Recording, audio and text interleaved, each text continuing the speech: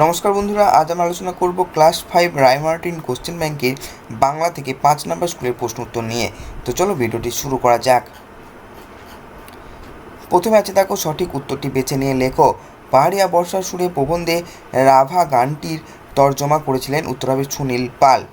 Next প্রশ্ন, UNESCO সুন্দরবনকে world heritage বা বিশ্ব ঐতিহ্য ঘোষণা করে 1997 সালে।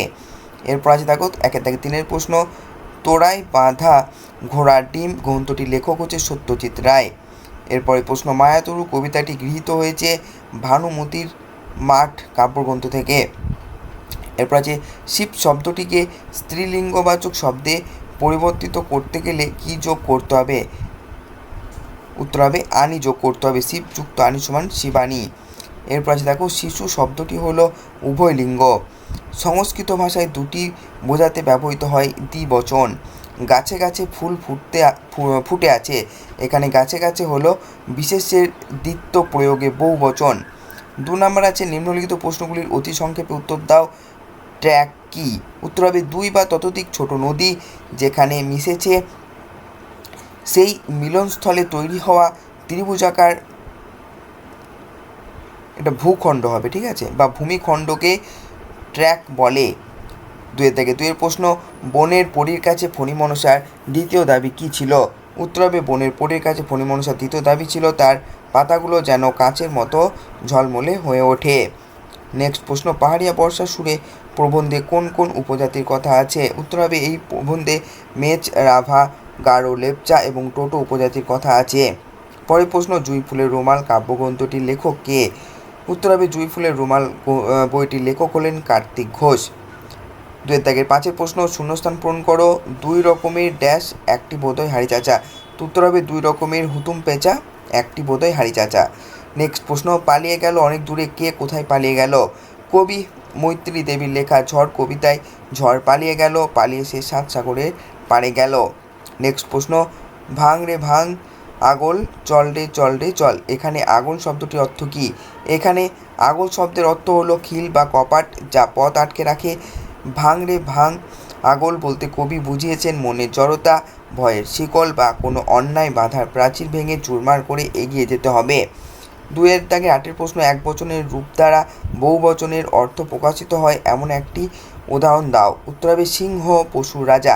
এখানে সিংহ শব্দটি এক বচন হলেও সব সিংহকে বোঝাচ্ছে। এরপর আছে বহুবচনাত্মক বর্ণগুচ্ছ মহল দিয়ে একটি বহুবচনাত্মক শব্দ লেখো। তো উত্তর হবে রাজমহল বা হাতিমহল। 2-এর দাগে 10-এর প্রশ্ন, নিচের বাক্যে পুংলিঙ্গবাচক শব্দটি বদলে স্ত্রীলিঙ্গে রূপান্তরিত করে বাক্যটি পুনরায় লেখো। রবীন্দ্রসঙ্গীতের গায়ক হিসেবে ভদ্রলোকের সুনাম আছে। উত্তর হবে রবীন্দ্রসঙ্গীতের গায়িকা হিসেবে ভদ্রমহিলার সুনাম আছে। 2-এর দাগে 11-এর প্রশ্ন, বান বা মান যোগে পুংলিঙ্গবাচক শব্দটিকে স্ত্রীলিঙ্গে রূপান্তরিত করলে পরিবর্তিত রূপটি কী হবে? দেখো, বান থাকলে বতী এবং মান থাকলে মতি হয়, যেমন গুণবান থেকে গুণবতী, শ্রীমান থেকে শ্রীমতী। এরপরে দেখো, অনধিক 30টি শব্দে যে কোনো একটি প্রশ্নের উত্তর দাও। প্রথম প্রশ্ন, দেখলেই চোখ জুড়িয়ে যায়, বক্তাকে কাকে দেখে কেন তার চোখ জুড়িয়ে যায়? এখানে বক্তা হলেন সূত্রধার, তিনি নাটকের কাহিনী বর্ণনার খাতিরে এই উক্তিটি করেছেন। আগে ফণীমনসা গাছটির চেহারা ছিল কুৎসিত ও কাঁটা ভরা, নিজের রূপ নিয়ে তার খুব দুঃখ ছিল, কিন্তু বনের পরীর দয়ায় গাছটি যখন তার বিচ্ছিরি কাঁটা ফেলে দিয়ে পালং শাকের মতন উজ্জ্বল সবুজ ও সতেজ পাতায় সেজে উঠল, তখন তার সেই নতুন রূপ অত্যন্ত দৃষ্টিনন্দন ও মনোরম হয়ে উঠেছিল। গাছটির এই সুন্দর ও স্নিগ্ধ পরিবর্তন দেখেই মূলত চোখ জুড়িয়ে যাওয়ার কথা বলা হয়েছে। পরের প্রশ্ন, মাথায় আঘাত খেয়ে বাঘ উল্টে গিয়ে ধপাস করে পড়ল শীষের ভিতর। বাঘের মাথা কোন গাছে আঘাত পেয়ে পড়ে গিয়েছিল? কাকে ধরতে গিয়ে তার এই পরিণতি শীষ কী? দেখো, উদ্ধৃত অংশটি শিবশঙ্কর মিত্রের মধু আনতে বাঘের মুখে গল্প থেকে নেওয়া হয়েছে। বাঘের মাথাটি একটি সরু তবলা গাছে আঘাত পেয়েছিল। বাঘটি ধনাইকে লক্ষ্য করে ঝাঁপ দিয়েছিল এবং তাকে ধরতে গিয়ে এই পরিণতি। সুন্দরবনে কর্দমাক্ত জমিতে জোয়ারের জল ঢোকার ফলে তৈরি হওয়া সরু এবং গভীর খাত বা ছোট নালাকে শীষ বলে। 4 থেকে প্রশ্ন আছে দেখো, অনধিক 30টি শব্দে যে কোনো একটি প্রশ্ন উত্তর দাও। বাদলা হাওয়ার মনে পড়ে ছেলেবেলার গান, কার মনে পড়ে? ছেলেবেলার কোন গানটির কথা মনে পড়ে? কেন মনে পড়ে? রবীন্দ্রনাথ ঠাকুরের বৃষ্টি পড়ে টাপুর টুপুর কবিতার পংক্তি এটি। বাইরে অযোধ্যায় বৃষ্টি এবং বাদল দিনের পরিবেশ দেখে কবির মনে ছেলেবেলার কথা মনে পড়ে। তার ছেলেবেলায় বৃষ্টি পড়ে টাপুর টুপুর নদে এলো বান গানটির কথা মনে পড়ে। বাইরে যখন দিনের আলো নিভে আসে, আকাশ জুড়ে মেঘের ঘনঘটা হয় এবং চারিদিকে ঝাপসা গাছপালার মাঝে বৃষ্টির পরিবেশ তৈরি হয়, তখন কবি শৈশবের দিনগুলোতে ফিরে যান। বর্ষার এই চিরন্তন রূপ এবং বৃষ্টির শব্দ কবিকে ছোটবেলার সেই অতি পরিচিত ছড়া বা গানের স্মৃতি ফিরিয়ে আনে। 4 দাগে 2 প্রশ্ন, এক যে ছিল গাছ, গাছটির নাম কি, কেন গাছটির ওই নাম রাখা হয়েছে? গাছটির নাম হলো মায়াতরু। কবি অশোক বিজয় রাহা তার লেখা মায়াতরু কবিতায় এই গাছটির কথা বলেছেন। গাছটি সন্ধে হলেই দুহাত তুলে ভূতের নাচ জুড়ে দিত। যখনই বনের মাথায় চাঁদ উঠত, গাছটি ভালুক হয়ে ঘাড় ফুলিয়ে গড় গড় করত। বৃষ্টি হলেই গাছটির কম্প দিয়ে জ্বর আসতো। আবার ভোরবেলায় দেখা যেত এই গাছটি আর নেই, তার বদলে